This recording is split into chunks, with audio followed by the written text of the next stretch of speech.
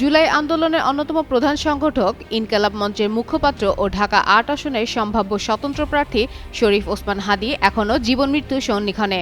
গুলিবিদ্ধ হয়ে গুরুতর আহত এই নেতার শারীরিক অবস্থার আশঙ্কাজনক থাকায় তাকে উন্নত চিকিৎসার জন্য বিদেশে পাঠানোর সিদ্ধান্ত নিয়েছে সরকার। সব প্রস্তুতি শেষে সোমবার তাকে এয়ার অ্যাম্বুলেন্সে করে সিঙ্গাপুরে নিয়ে যাওয়ার কথা রয়েছে।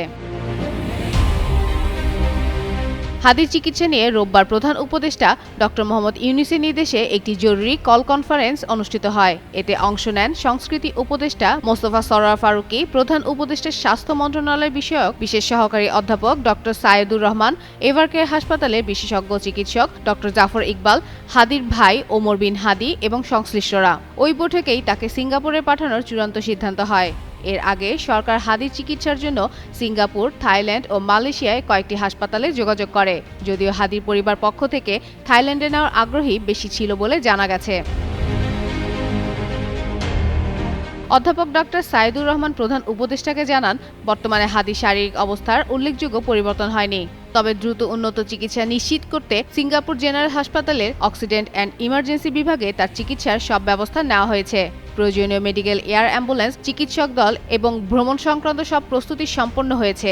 হাদীর চিকিৎসা সব ব্যয় রাষ্ট্রীয়ভাবে বহন করা হবে। এই বিষয়ে প্রধান উপদেষ্টা সংশ্লিষ্টদের সার্বক্ষণিক খোঁজখবর রাখার নির্দেশ দিয়েছেন এবং দেশবাসীর কাছে তার দ্রুত সুস্থতার জন্য দোয়া চেয়েছেন। এদিকে হাদীর জন্য গঠিত মেডিকেল বোর্ড জানিয়েছে তার সার্বিক অবস্থা এখনও অত্যন্ত সংকটাপন্ন।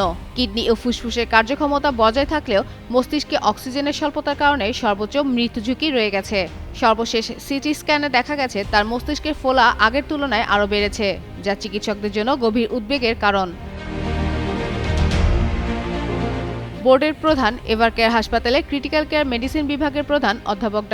জাফর ইকবাল জানান, ফুসফুসের কার্যকারিতা ও ভেন্টিলেশনের অবস্থান স্থিতিশীল থাকলেও ব্রেন ইনজুরি ও ব্রেন স্টেমের আঘাতের কারণে রক্তচাপ, হৃদস্পন্দন ও হরমোনজনিত নানা জটিলতা দেখা দিচ্ছে।